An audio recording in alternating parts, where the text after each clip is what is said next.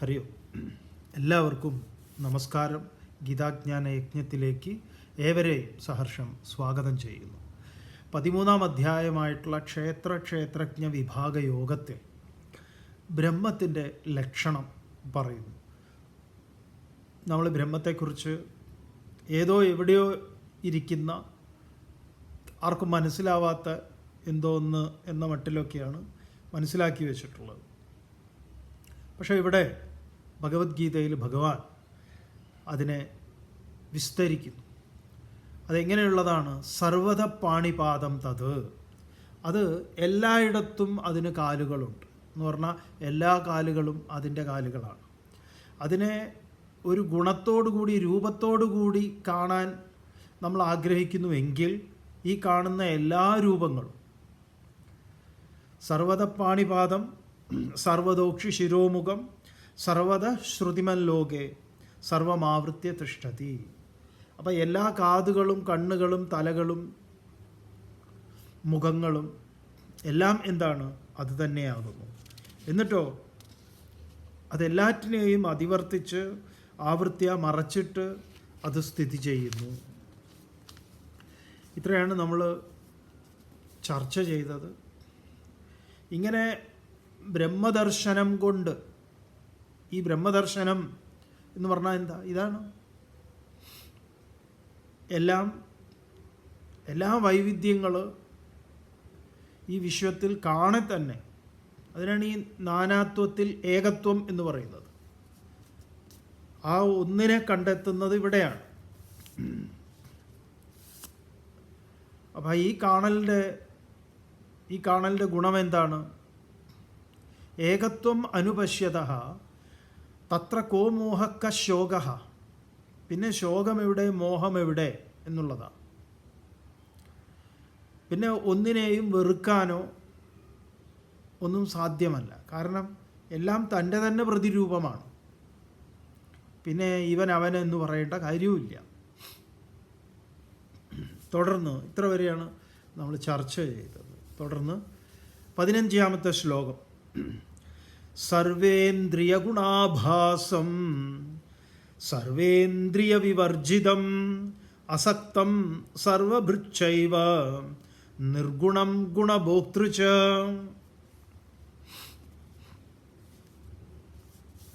പറയും അത് സർവേന്ദ്രിയ ഗുണാഭാസം, എല്ലാ ഇന്ദ്രിയങ്ങളുടെയും ഗുണമായി ഭാസയതി പ്രകാശിക്കുന്നത്. എല്ലാ ഇന്ദ്രിയങ്ങളെയും അത് പ്രചോദിപ്പിക്കുന്നു. അതിൻ്റെ സാന്നിധ്യത്തിലാണ് ഈ ഇന്ദ്രിയങ്ങളൊക്കെ പ്രവർത്തിക്കുന്നത്. അതേസമയം എന്താണ്? സർവേന്ദ്രിയ വിവർജിതം, എല്ലാ ഇന്ദ്രിയങ്ങളിൽ നിന്നും അത് വേറിട്ട് നിൽക്കുന്നതാണ്.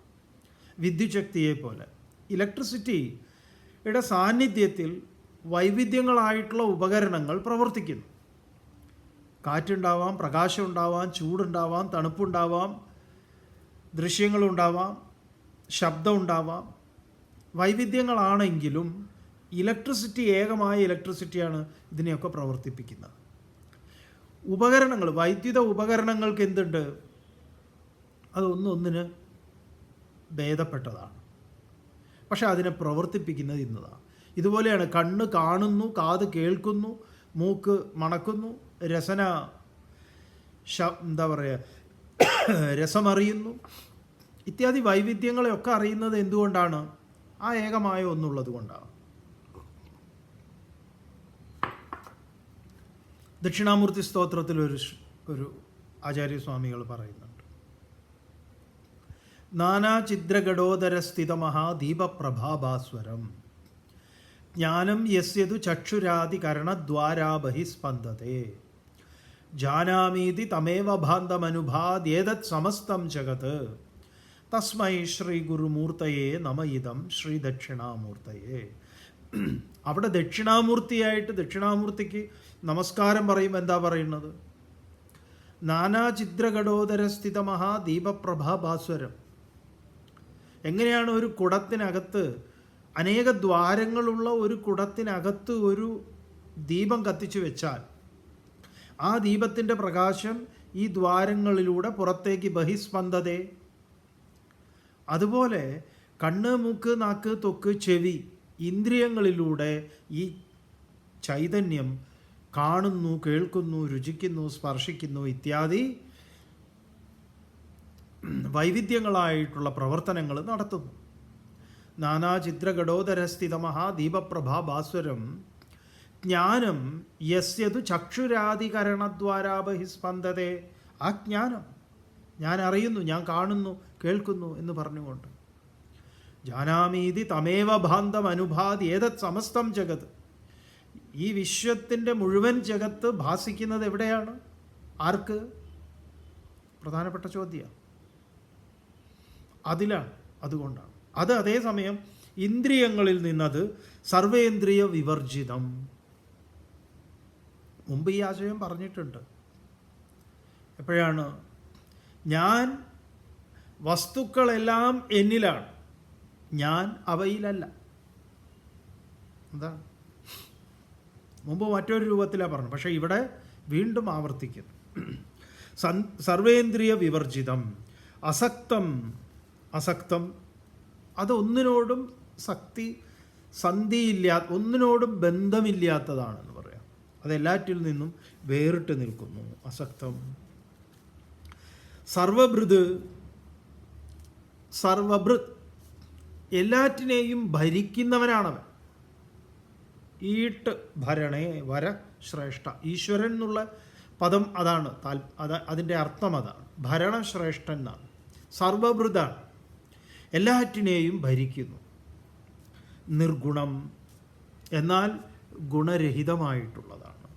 ഗുണഭോക്താച്ച അതിൻ്റെ ഗുണങ്ങളുടെ മുഴുവൻ ഭോക്താവും ആകുന്നു. അപ്പം കർമ്മേന്ദ്രിയങ്ങൾ, ജ്ഞാനേന്ദ്രിയങ്ങൾ, മനസ്സ്, ബുദ്ധി ഇതിനെയൊക്കെ പ്രകാശിപ്പിക്കുന്നവനായിട്ട്, എന്നാൽ ഈ ഇന്ദ്രിയ ഉപാധികൾക്കൊന്നും തന്നെ വശംവദനാകാതെ അതിൽ നിന്നെല്ലാം വേറിട്ട് നിൽക്കുന്നവനാണ്. തുടരുന്നു. ഇതിൻ്റെ തുടർച്ചയാണ്. ഉപനിഷത്തിൻ്റെ അതേ കാര്യങ്ങളാണ് പറയുന്നത്. ഉപനിഷത്ത് എന്താണോ ബ്രഹ്മത്തിന് നിർവചനം നൽകിയിരിക്കുന്നത്, ആത്മാവിൻ്റെ നിർവചനം എന്താണ്, അതുപോലെയാണ്. ബഹിരന്തശ്ച ഭൂതാനാം അചരം ചരമേവ ച സൂക്ഷ്മത്വാദത വിജ്ഞേയം ദൂരസ്ഥം ചാന്തികേ ച തത്. ഈശാവാസ്യം അതുപോലെ എടുത്ത് അവതരിപ്പിച്ചിരിക്കുക. എന്താ ഇവിടെ പറയുന്നത്? തത്, അത്. ഈ തത് എന്ന് പറയുമ്പോൾ ഇവിടെ നമ്മൾ മനസ്സിലാക്കേണ്ടത് ക്ഷേത്രജ്ഞൻ. സർവക്ഷേത്രേഷു ക്ഷേത്രജ്ഞം ചാഭിമാം വിദ്ധി. എല്ലാ ക്ഷേത്രങ്ങളിലും ശരീരങ്ങളിലും ക്ഷേത്രജ്ഞനായിരിക്കുന്നവൻ ഞാനാണ് എന്ന് ഭഗവാൻ പറഞ്ഞിട്ടുണ്ട്. ക്ഷേത്രം എന്താണ്? ശരീരമാണ്. ആരാണോ അതിനെ അറിയുന്നത്, ആ ജീവൻ, ക്ഷേത്രജ്ഞൻ. അതിനെ ആരാണ്? ക്ഷേത്രജ്ഞൻ ചാപി മാം വിദ്ധി, ഞാൻ എന്നറിഞ്ഞാലും. ആ ക്ഷേത്രജ്ഞനെയാണ് ഇവിടെ തത് എന്ന് പറയുന്നത്. അതിനെയാണ് ബ്രഹ്മം എന്ന് പറഞ്ഞുകൊണ്ട് നമ്മൾ മനസ്സിലാക്കുന്നത്. അപ്പോൾ ഇവിടെ ഈ കോണ്ടസ്റ്റിൽ ഗീതയിൽ പറഞ്ഞു വരുമ്പോൾ ആ ക്ഷേത്രജ്ഞനെയാണ് തത് ശബ്ദം കൊണ്ട് അർത്ഥമാക്കുന്നത്. അത് ഭൂതാനാം ബഹിഹി, അത് ഭൂതങ്ങളുടെ പുറത്താണ്. അതേസമയം അന്തഹാച്ച, അതകത്താണ്. ഈശാവാസ്യത്തിൽ മന്ത്രം എന്താണെന്നറിയോ?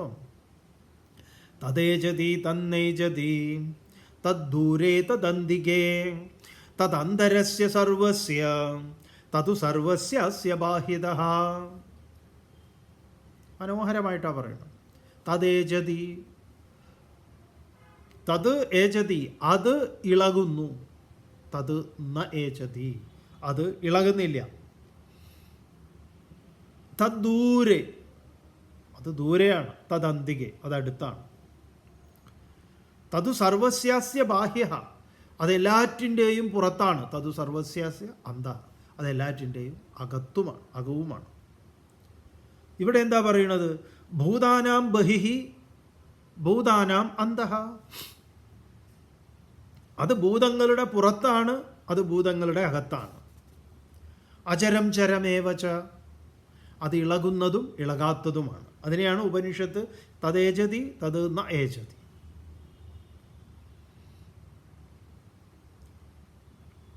സൂക്ഷ്മത്വാത്, അത് അങ്ങേയറ്റം സൂക്ഷ്മമാണ്. അണോഹോ അണീയാൻ, അണുവിലും അണുവാണത്. എന്നാലോ മഹതോ മഹീയാൻ, അത് ഏറ്റവും വലുതിൽ അത് വലുതാണ്.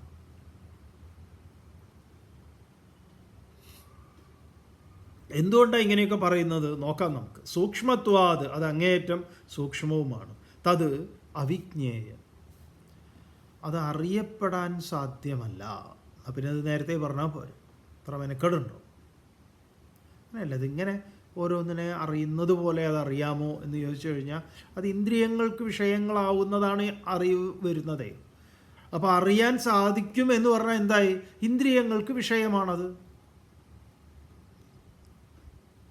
അത് ഇന്ദ്രിയങ്ങൾക്ക് വിഷയമല്ല എന്നുള്ളത് കൊണ്ട് അതിനെ അങ്ങനെ അവിജ്ഞേയമാണ്, ജ്ഞേയമല്ല, അവിജ്ഞേയമാണ്, അറിയപ്പെടാവുന്നതല്ല. തത് ദൂരസ്ഥം, അത് ഏറ്റവും ദൂരെയാണ്. തത് അന്തികേ, അത് അടുത്തുമാണ്.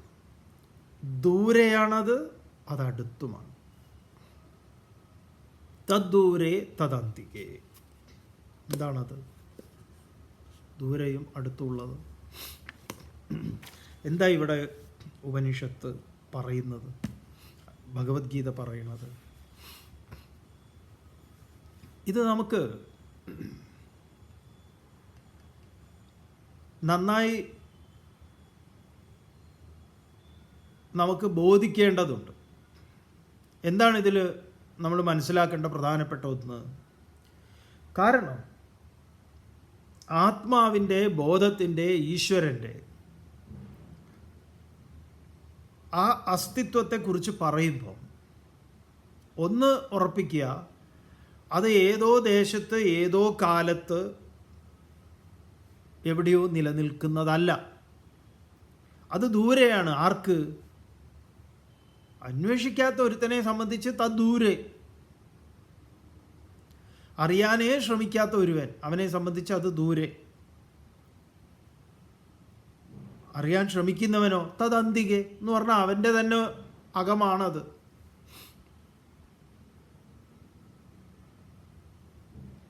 അതുകൊണ്ടാണ് ശ്രീനാരായണ ഗുരുദേവൻ്റെ ആത്മോപദേശ ശതകത്തിൽ അങ്ങനെ പറയുന്നത്. ആദ്യത്തെ ആ 2 വരി, ആദ്യത്തെ 2 വരി എന്ന് പറഞ്ഞാൽ ആദ്യത്തെ 8 വരി, 2 ശ്ലോകങ്ങൾ. അറിവിലുമേറി അറിഞ്ഞിടും തന്നുരുവിലുമൊത്തു പുറത്തുമുജ്വലിക്കും കരുവിന്. ആരായി കരു? ക്ഷേത്രജ്ഞൻ, ആത്മബോധം. കണ്ണുകൾ 5 തെരുതെര വീണു വണങ്ങിയോതിടേണം. കരണവും ഇന്ദ്രിയവും കളേബരം തൊട്ടറിയും അനേക ജഗത്തുമോർക്കിലെല്ലാം പരവെളി തന്നിലുയർന്ന ഭാനുമാൻ തൻ തിരുവുരുവാണ് തിരഞ്ഞു തേറിടേണം. അത് തന്നെ. തദ്ദൂരെ തദന്തികെ. ആർക്കതന്തികെ? അന്വേഷകന്. സ്വാമിജി ചിന്മയാൻ സ്വാമികൾ പറയാറുണ്ട്, seeker and the sought are one and same. അന്വേഷകനും അന്വേഷകൻ എന്താണോ അന്വേഷിക്കുന്നത് അതും വേറിട്ടതല്ല, ഒന്നാ. അപ്പം അന്വേഷിക്കാത്തിടത്തോളം കാലം ഒരുവനെ സംബന്ധിച്ച് തത് ദൂരെ. അന്വേഷിച്ച് കണ്ടെത്തുന്ന സമയത്തോ തദന്തികെ. ഇത് തന്നെയാണ് എല്ലാറ്റിൻ്റെയും പുറമേ, അതാണ് അകവും അത് തന്നെയാണ്. എന്തിനാണ് ഇങ്ങനെയുള്ള വൈവിധ്യങ്ങളായ വിപരീതങ്ങളായ ശബ്ദങ്ങളെ ഉപയോഗിക്കുന്നത്? അകത്താണ്, പുറത്താണ്, ദൂരെയാണ്, അടുത്താണ്, ഇളകുന്നതാണ്, ഇളകാത്തതാണ്. എന്തിനാ ഈ വൈചിത്ര്യം എന്ന് പറഞ്ഞാൽ അതെല്ലാമാണ്. ഇതിനെയാണ് ഇതം സർവം ഈശാവാസ്യം എന്ന് പറയാം. പിന്നെ എന്തിനാ ഇങ്ങനെ പറയുന്നത്? കാരണം എല്ലാ നിലയിലും പറഞ്ഞു ഉറപ്പിക്കുക. ഇനി നമ്മൾ എവിടെയെങ്കിലും പോയി പെട്ടുപോകണ്ട. അതുകൊണ്ട്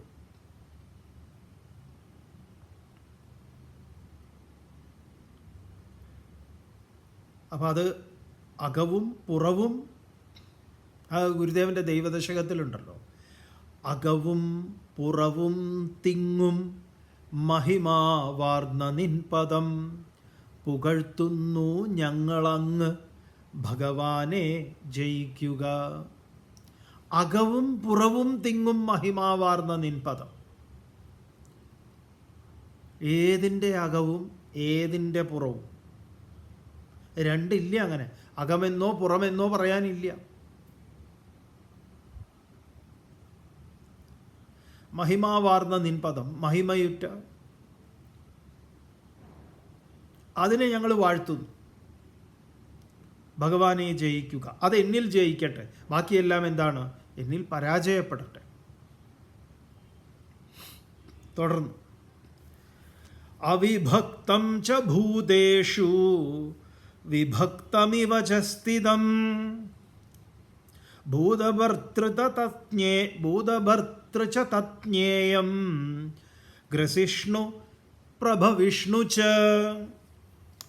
17ാമത്തെ ശ്ലോകം.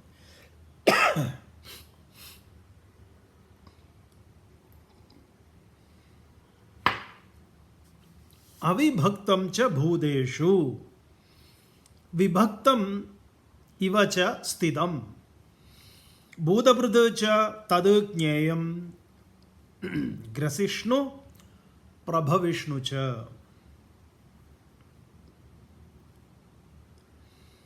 തത് ജ്ഞേയം, ഏത്? അത് അറിയേണ്ടതാണ്, അറിയേണ്ടതായിട്ടുള്ള തത്. ജ്ഞേയം തത്. ഏതാ തത്? ക്ഷേത്രജ്ഞൻ, ബ്രഹ്മം. ആ അറിയേണ്ടതായിട്ടുള്ള അത് അവിഭക്തം, അത് അവിഭക്തമാണെങ്കിലും, അവിഭക്തം എന്ന് പറഞ്ഞാലോ വിഭജിക്കപ്പെടാത്തത്.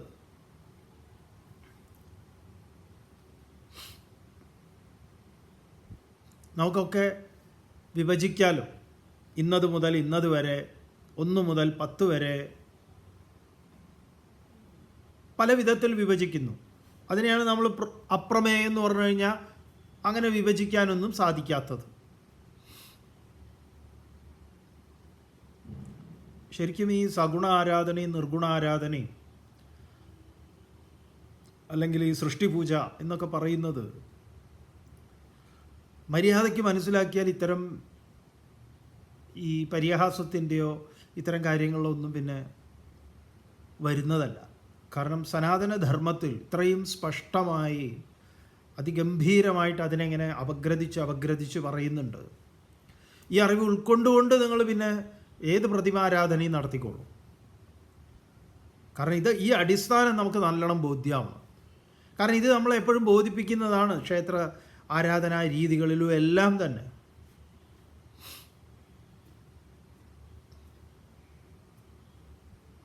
അപ്പം ഇത്ര വ്യക്തത നമ്മൾ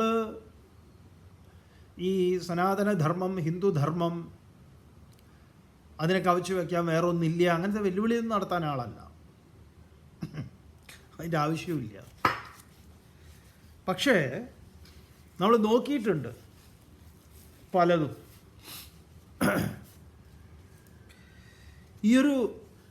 ഇങ്ങനെ ഒരു അപഗ്രഥിക്കുന്ന രീതി കണ്ടിട്ടില്ല, ഇത്രമേൽ അപഗ്രഥിക്കുന്നത്. ഇനിയുണ്ട്, കുറേ ഉണ്ട്, വളരെ ശാസ്ത്രീയമായ രീതിയിൽ. അതുകൊണ്ട് നമ്മൾ എവിടെയെങ്കിലും ഒന്ന് പോയിട്ട് ഉടക്കാൻ അതിനെ അനുവദിക്കില്ല. പടച്ചോൻ, ഭഗവാൻ എന്ന് പറഞ്ഞാൽ ഇന്നടത്താണ് എന്നൊന്നും പറഞ്ഞ് അങ്ങനെ ഒരു ഡായ്പും ഇല്ല. എങ്ങനെയാണോ സയൻസിൽ ഉള്ള അപഗ്രഥനം, നമ്മൾ പഠിക്കുന്ന സയൻസ്, ആ ഒരു രീതിയാണ്. നിങ്ങൾക്ക് മനസ്സിലാവുന്നില്ലേ? നിങ്ങളുടെ കയ്യിൽ ഗീത ഉണ്ടെങ്കിൽ വളരെ സൗകര്യം, നോക്കിക്കോളൂ. ഇതാണ് തത് അവിഭക്തം, അത് അവിഭക്തമാണെങ്കിലും ഭൂതേഷു, ഭൂതങ്ങളിൽ വിഭക്തം. അതെന്താണ്? ഭൂതങ്ങളിൽ വിഭജിക്കപ്പെട്ടിട്ടുണ്ട്. അതുതന്നെയാണ് ആകാശം എന്ന് പറയുന്നത്. അവിടെ ഒരു വിഭജനമാണ്. അടുത്ത വിഭജനമാണ് വായു, അതിൻ്റെ അടുത്ത വിഭജനമാണ് അഗ്നി, അതിൻ്റെ അടുത്ത വിഭജനമാണ് ജലം, പിന്നെ ഭൂമി. ഏതസ്മാദാത്മന ആകാശ സംഭൂത. ആ ആത്മാവിൽ നിന്ന്, അവിടെ ആത്മൻ ശബ്ദമാണ് ഉപയോഗിച്ചത് ഇതിനെ ബ്രഹ്മത്തെക്കുറിച്ച് പറയുമ്പോൾ, അതിൽ നിന്ന് ആകാശ സംഭൂത, ആകാശം സംഭവിച്ചു, സമ്യക്കായി ഭവിച്ചു. ആകാശാദ് വായു, അതിൽ നിന്ന് വായു. വായോരഗ്നി, അതിൽ നിന്ന് അഗ്നി. അഗ്നേരാപഹ, അതിൽ നിന്ന് ജലം. അദ്ഭ്യ പൃഥിവി, ജലത്തിൽ നിന്ന് ഭൂമി. ഭൂമേരോഷധയ, ഭൂമിയിൽ നിന്ന് സസ്യജാലങ്ങൾ, വൃക്ഷങ്ങൾ, അതൊക്കെ പെടും. ഓഷധീഭ്യോ അന്നം, വൃക്ഷങ്ങളിൽ നിന്ന് ഫലമൂലാദികൾ. അന്നാദ് പുരുഷ, ജീവജാലങ്ങൾ, അതിൽ നിന്ന്. അതൊക്കെ എന്താണ്? വിഭക്തം. അത് അവിഭക്തമാണ്, ഭൂതങ്ങളിൽ വിഭക്തമാണ്. ഇലക്ട്രിസിറ്റി ചൂടാണോ തണുപ്പാണോ കാറ്റാണോ ഒന്നുമല്ല. പക്ഷേ വൈദ്യുത ഉപകരണങ്ങളിലൂടെ അതിനെ നമ്മൾ അനുഭവിക്കുമ്പം ഇലക്ട്രിസിറ്റി വിഭക്തമാണ്. എങ്ങനെ? അത് ചൂടായി, കാറ്റായി, തണുപ്പായി, പ്രകാശമായി, ശബ്ദമായി ഒക്കെ വരും. അപ്പോഴേക്കും എന്തായി? അത് വിഭക്തമാണ് എന്ന് പറഞ്ഞാൽ ഉപാധികളിലൂടെ, ഉപാധികളാണ് ഇവിടെ ഭൂതങ്ങൾ. ഇപ്പം ഭൂതേഷു വിഭക്തം, ഭൂതങ്ങളിൽ അതെന്താണ്? വിഭക്തമാണ്. ഇവ വിഭക്തം ഇവ, അവിടെ ഒരു ഇവയുണ്ട്, പോലെ. സ്ഥിതം ച, അങ്ങനെ സ്ഥിതമാണ്, ഇരിക്കുന്നതാണ്. ഭൂതഭർത്ത, ഭൂതഭർത്ത, ഭൂതങ്ങളെ ഭരിക്കുന്നവനാണവൻ എന്ന് പറഞ്ഞാൽ അവൻ്റെ സാന്നിധ്യത്തിലേ ഈ ഭൂതങ്ങളൊക്കെ ഉള്ളൂ. ഇല്ലെങ്കിലോ ഒരു ഭൂതവുമില്ല. ഈ ഭൂതത്തെ ഭൂതമാക്കി നിർത്തുന്നത് അവനാണ്. വേദത്തിൽ, ഉപനിഷത്തിൽ മറ്റൊരു പ്രയോഗമുണ്ട്. ഭീഷാസ്മാദ് വാദപ്പവതേ ഭീഷോദേതി സൂര്യ ഭീഷാസ്മാദഗ്നിശ്ച ഇന്ദ്രശ്ച മൃത്യു ധാവത പഞ്ചമ ഇതി. ഭീഷാസ്മാദ് വാദപ്പവതേ, അതിനെ ഭയന്നിട്ട്, ഭീഷാസ് അതിനെ ഭയന്നിട്ട്, വാദ വായു, കാറ്റ്, പവതേ അത് സഞ്ചരിക്കും. ഭീഷോദേതി സൂര്യ, സൂര്യൻ പ്രകാശിക്കുന്നു. എന്തിനെ? അതിനെ ഭയന്നിട്ട്. ഭീഷാസ്മാദ് അഗ്നിശ്ച, അഗ്നി ജ്വലിക്കുന്നത് അതിനെ ഭയന്നിട്ട്. മൃത്യു ധാവത ഇതി, മൃത്യു, മരണം ഓടുകയാണ്. ആരെ ഭയന്നിട്ട്? ഇവനെ ഭയന്നിട്ട്. എല്ലാം അതിനെ ഭയക്കുന്നു എന്ന് പറഞ്ഞാൽ അതിനെ ഭൂതഭൃത്, അവനെയൊക്കെ നിലനിർത്തുന്നവൻ. അത് കഴിഞ്ഞാൽ കഴിഞ്ഞു. അതില്ലേ? ഒന്നുമില്ല. ഇലക്ട്രിസിറ്റി ഇല്ലെങ്കിൽ ഈ വൈവിധ്യങ്ങളായ വൈദ്യുത ഉപകരണങ്ങളെല്ലാം നിശ്ചലമായതുപോലെ. ജനറേറ്റർ ഇട്ടൂടെ എന്നൊന്നും ചോദിക്കരുത്. ചിലപ്പോൾ നമ്മളിങ്ങനെയൊക്കെ സംശയങ്ങളൊക്കെ ചോദിച്ചേക്കാം. ഉദാഹരണം പറയുമ്പോൾ ഇങ്ങനെ ചില കുഴപ്പങ്ങളൊക്കെ ഉണ്ട്. സോളാർ ഉണ്ടെങ്കിലോ എന്ന്.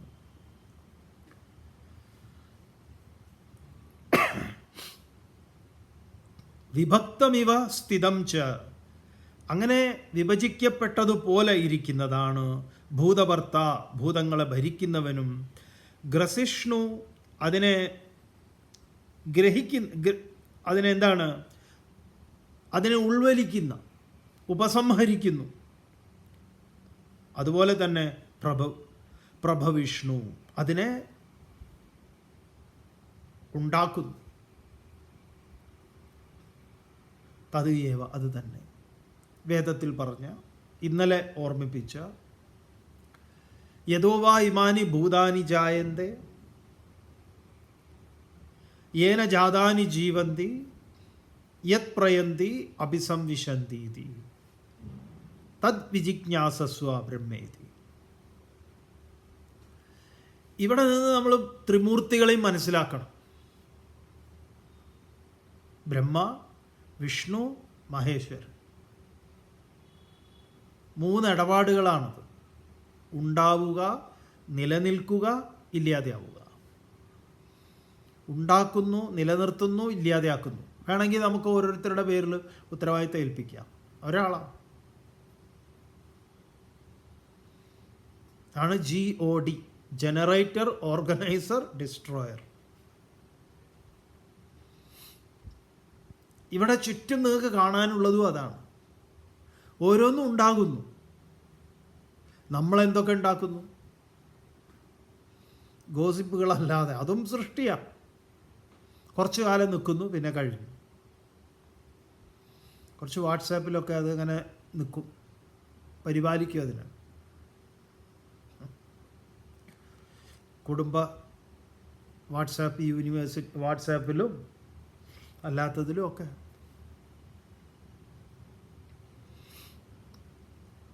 ചിലരിതൊക്കെ ഉണ്ടാക്കുന്ന നിർമ്മാതാക്കളുണ്ട്.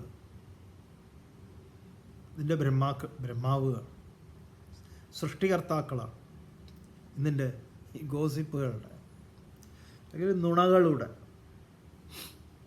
പിന്നെ അത് പരിപാലിക്കുന്ന ഗ്രൂപ്പുണ്ട്.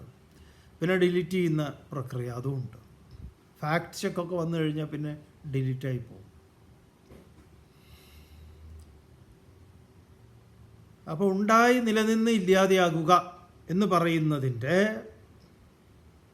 വേദം അനുശാസിക്കുന്നത് ഇവിടെ അവിഭക്തം ച ഭൂതേഷു വിഭക്തമിവ ച സ്ഥിതം ഭൂതഭർത്ത് ച തജ്ഞേയം ഗ്രസിഷ്ണു പ്രഭവിഷ്ണു ച.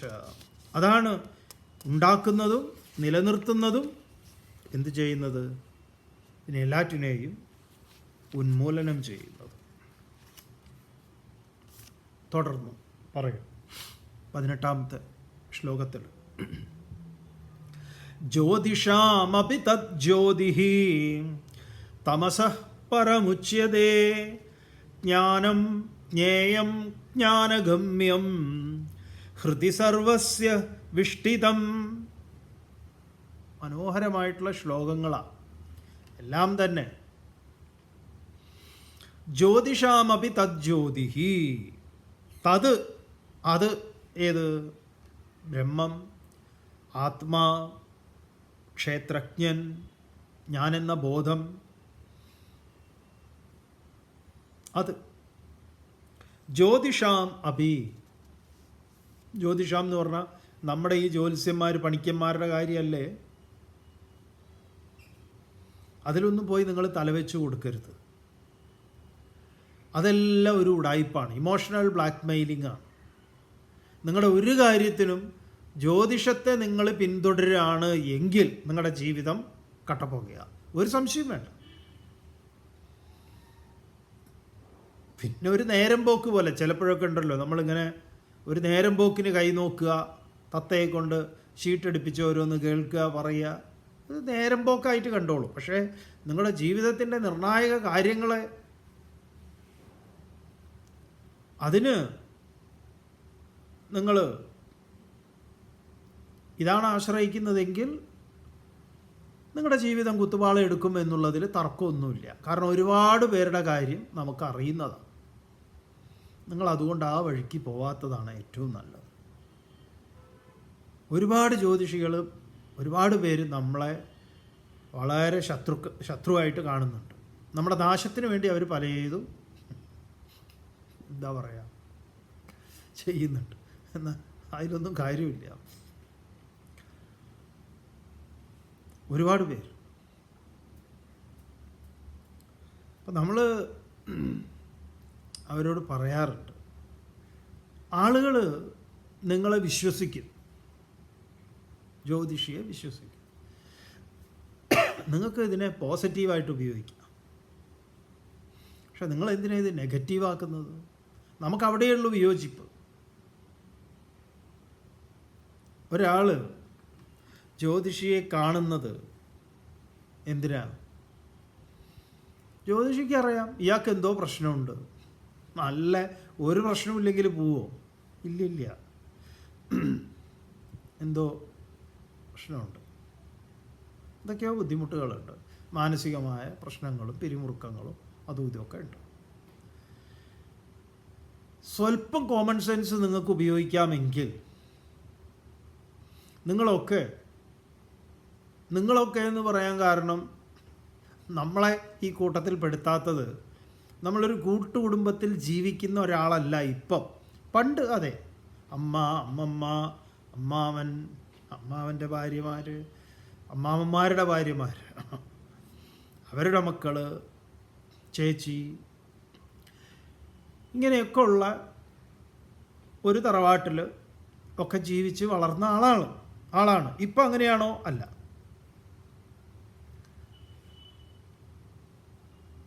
ഇപ്പം നമ്മളിവിടെ ഒറ്റയ്ക്കാണ്. അപ്പം അങ്ങനെയുള്ള ഒരു ജീവിതമാണ് നമ്മുടേത്, നിങ്ങൾക്കറിയാമല്ലോ. അപ്പം നിങ്ങളുടെ ജീവിതത്തിൽ നിങ്ങൾക്ക് എന്തെങ്കിലുമൊക്കെ ബുദ്ധിമുട്ടുകൾ ഉണ്ടെങ്കിൽ അതിൻ്റെ ആ മാനസിക സംഘർഷങ്ങളുടെ ഇടങ്ങൾ ഏതാണെന്ന് ചോദിച്ചാൽ, ഒന്ന് നിങ്ങളുടെ തൊഴിലുമായി ബന്ധപ്പെട്ട അതായിരിക്കാം ഒന്ന്. രണ്ട്, നിങ്ങളുമായിട്ട് ബന്ധപ്പെട്ട ഏറ്റവും അടുത്ത് നിൽക്കുന്ന ഭാര്യ, ഭർത്താവ്, നിങ്ങളുടെ മക്കൾ, അവരുടെ രക്ഷിതാക്കൾ, ഇതൊക്കെയായിട്ടുള്ള കുടുംബത്തിൽ ജ്യേഷ്ഠാനുജന്മാർ, സഹോദരിമാർ, ഇങ്ങനെ അടുത്ത കുടുംബ ബന്ധങ്ങളിൽ ഉള്ള ശൈഥില്യങ്ങളും പ്രശ്നങ്ങളും, ഇതൊക്കെയാണ് പ്രധാനമായിട്ട് ഒരു ആളെ സംബന്ധിച്ച മാനസിക സംഘർഷങ്ങളുടെ വലിയൊരു കാരണം. ഒരു ജ്യോതിഷിയെ ആരെങ്കിലും സമീപിക്കുമോ? എന്തിന്? ഞാൻ ഈശ്വരനെ അറിയാൻ ആഗ്രഹിക്കുന്നു, എനിക്ക് ആ മോക്ഷം അല്ലെങ്കിൽ സത്യസാക്ഷാത്കാരം അത് നടക്കുമോ ജ്യോത്സ്യരെ എന്ന് പറഞ്ഞുകൊണ്ട് നമ്മൾ ആരെങ്കിലും ഇല്ല, അങ്ങനെ ജ്യോത്സ്യരുടെ അടുത്ത് ആരും പോകാൻ ഒരു വഴിയില്ല. അപ്പം നിങ്ങളൊരു എന്തെങ്കിലും പ്രശ്നം അദ്ദേഹത്തിനോട് പറയുന്നതിന് മുമ്പ് അദ്ദേഹം ചില കാര്യങ്ങൾ നിങ്ങളോട് പറയും. അദ്ദേഹം ആദ്യം പറയുന്ന ഒരു സത്യമുണ്ട്, 100% സത്യം. അതിന് നമ്മൾ അവരെ അപ്രിഷ്യേറ്റ് ചെയ്യണം. എന്താണെന്നറിയോ? അവരവരുടെ ആ രാശിപ്പലക വെച്ചിട്ട് ആ പണിക്കർ ഈ കബഡിയൊക്കെ ഇങ്ങനെ ഇതാക്കി ഒരു ഒരു എന്താ പറയുക, ഇങ്ങനെ കണ്ണൊക്കെ അടച്ച് ഇങ്ങനെ എന്തെങ്കിലുമൊക്കെ ശ്ലോകമുണ്ടോ ധ്യാനമുണ്ടോ എന്നൊന്നും നമുക്കറിയില്ല. എന്തായാലും ഇങ്ങനെ എന്നൊക്കെ പറഞ്ഞിട്ട് മൂപ്പരിങ്ങനെ ഒരു നിരത്തലുണ്ട് കബഡി. എന്നിട്ട് അതിങ്ങനെ നോക്കും, കുറച്ച് നേരം ഒന്നും മിണ്ടില്ല. അപ്പോൾ നിങ്ങളുടെ ഹൃദയം ഇങ്ങനെ മിടിക്കാൻ തുടങ്ങും. എന്തൊക്കെയോ പ്രശ്നങ്ങളെ ഡയഗ്നോസ് ചെയ്ത ഒരു ഡോക്ടർ നമ്മുടെ എന്താ പറയുക ഡയഗ്നോസ് ചെയ്ത റിപ്പോർട്ട് വായിക്കുമ്പം പോലും നിങ്ങൾക്ക് ഇത്ര വലിയ പ്രശ്നമൊന്നുമില്ല.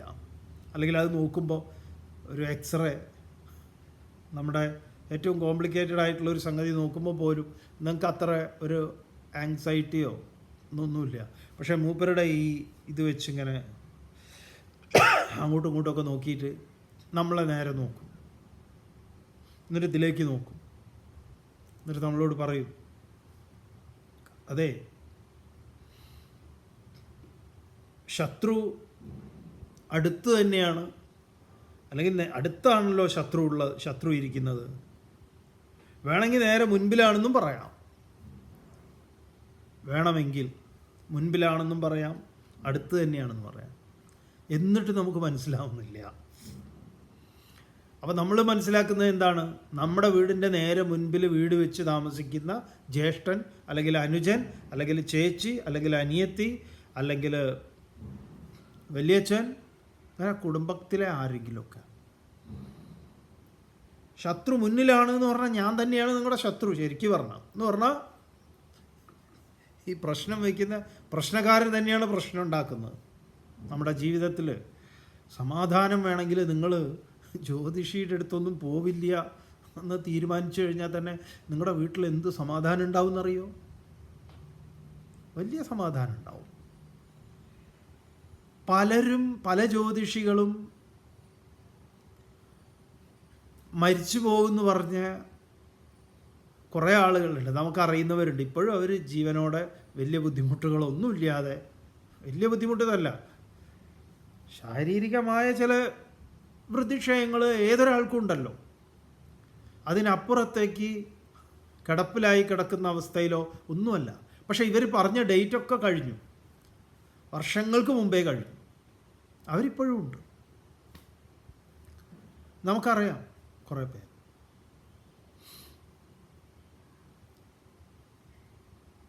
അപ്പോൾ ഇവിടെ പറയുന്ന ജ്യോതിഷം എന്ന് പറഞ്ഞാൽ ഈ ജ്യോത്സ്യന്മാരുടെ കാര്യമല്ലേ, ഈ പണിക്കന്മാരുടെ കാര്യമല്ല.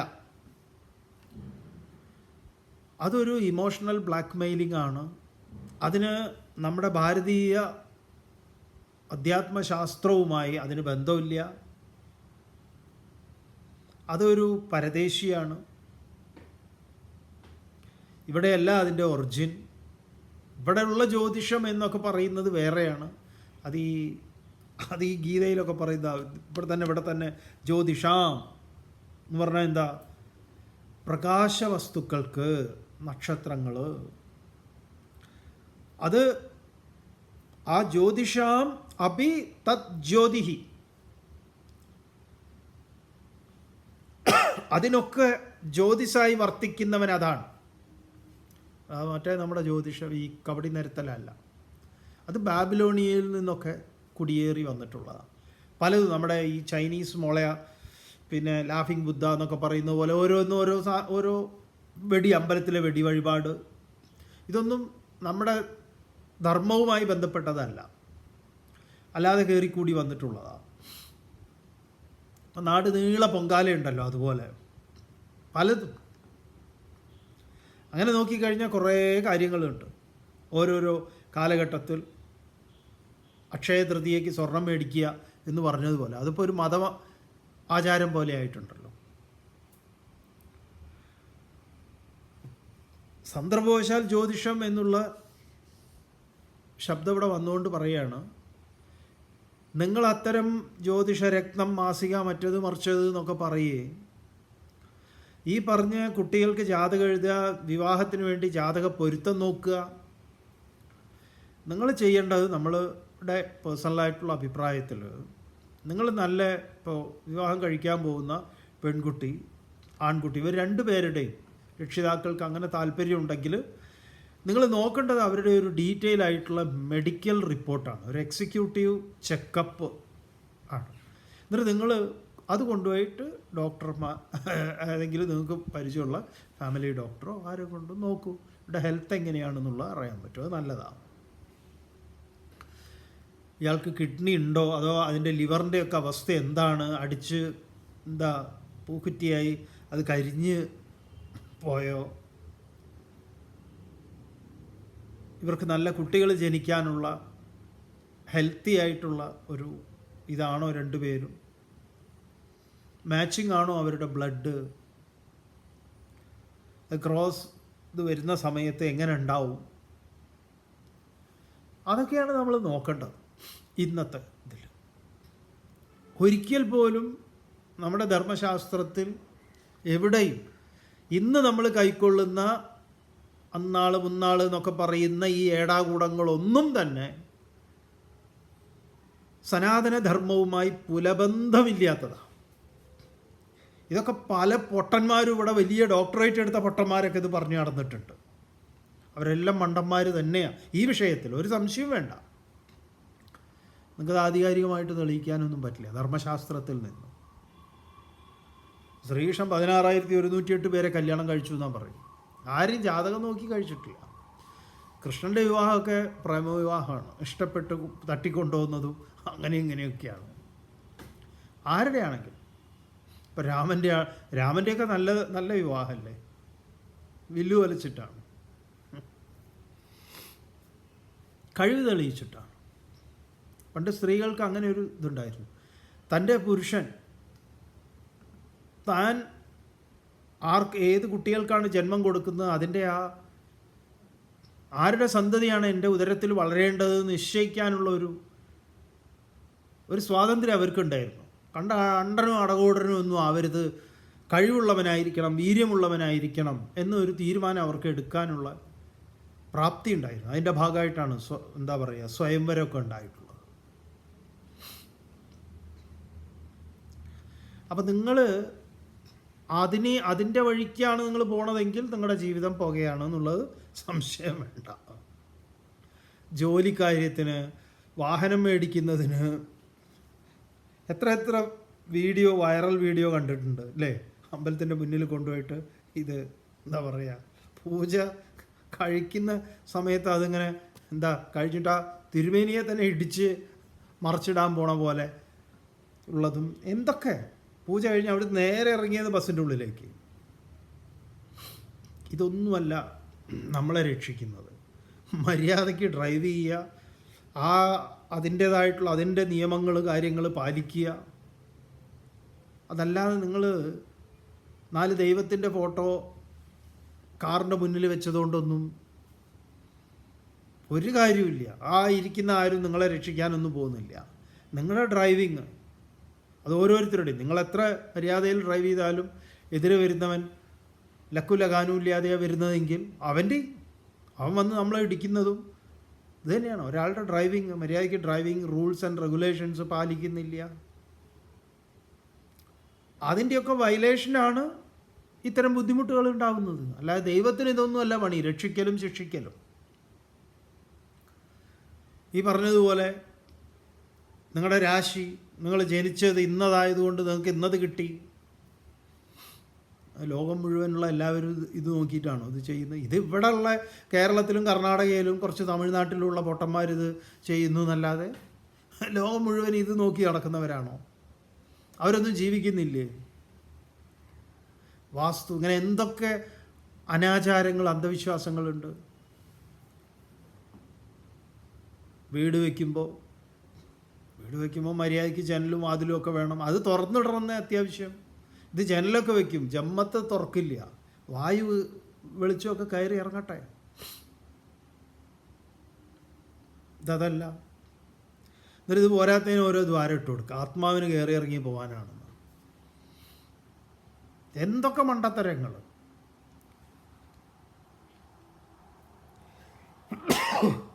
ക്ഷമിക്കണം, നമുക്ക് ചെറിയൊരു ജലദോഷം പിടിച്ചു. ഏതായാലും ജ്യോതിഷാമപി തദ് ജ്യോതിഹി, ജ്യോതിസിനും ജ്യോതിസായിരിക്കുന്ന തമസ പരം ഉച്യതേ, ഇരുട്ടിന് അപ്പുറത്തുള്ള, അതെന്താണ്? ജ്ഞാനം ജ്ഞേയം ജ്ഞാനഗമ്യം, അറിയേണ്ടത്, അറിവ് കൊണ്ട് പ്രാപിക്കേണ്ടത്, തത് ഏവ, അത് തന്നെ, തത് സർവസ്യ ഹൃദി വിഷ്ഠിതം, അത് എല്ലാറ്റിൻ്റെയും സകലതിൻ്റെയും ഹൃദയത്തിൽ സ്ഥിതി ചെയ്യും. അതാണ് ഏറ്റവും പ്രധാനപ്പെട്ടത്. ഹൃദ്ദേശേ തിഷ്ഠതി.